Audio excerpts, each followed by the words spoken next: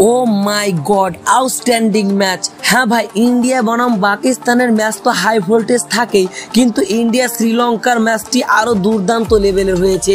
এই ম্যাচটি কিন্তু শ্রীলঙ্কা হারেছে তার নিজের দোষে। হ্যাঁ ভাই, যেই ব্যাটসম্যান তোমাদের সেঞ্চুরি লাগিয়ে বসে আছে সেই প্লেয়ারকে তোমরা সুপার ওভারে না পাঠিয়ে কোথাকার কুশাল মেন্ডিস এবং দাসুন সানাকে পাঠাচ্ছ ভাই। শ্রীলঙ্কা এত জঘন্য ডিসিশন নিয়েছে সুপার ওভারে, তাদের জন্যই কিন্তু তারা ম্যাচ হেরেছে শ্রীলঙ্কা।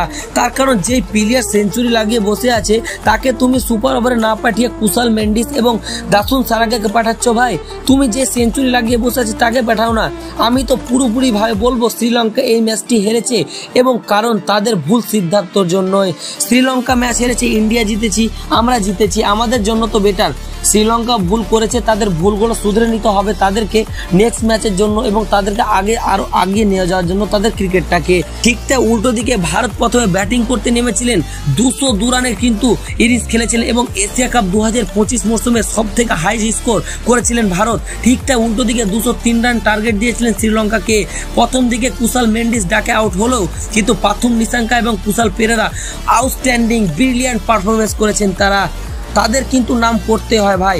এদের মতো যদি আরেকজন হারিয়ে যেত না, এই ম্যাচটি ইন্ডিয়ার কাছে জিতাটা সম্ভবই হতো না। শুরুর দিকে আশদীপ সিং এবং হর্ষিত রানাকে যেই মার মেরেছে পুরোপুরি ভাবে পাশা লাল করে দিয়েছে তাদের।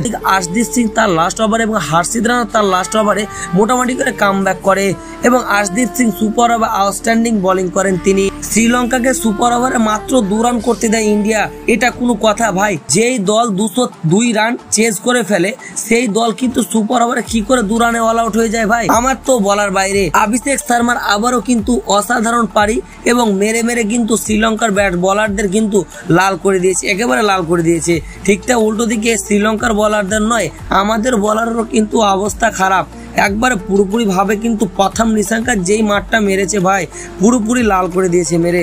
এবং তোমাদের কি মূল্যবান মতামত, এই ম্যাচটি যে শ্রীলঙ্কার নিজের ভুল সিদ্ধান্তের জন্য হেরেছে না অন্য কারণ? এবং এই ম্যাচটিতে ম্যান অফ দ্য ম্যাচ কাকে দেওয়া উচিত, এবং সূর্যকুমার যাদব ক্যাপ্টেন হিসাবে তোমার কাছে কেমন, তুমি কমেন্ট বক্সে লিখে জানাও। তো দেখা হচ্ছে নতুন কোনো ভিডিওতে, ততক্ষণ পর্যন্ত সব ভালো থেকো, ধন্যবাদ।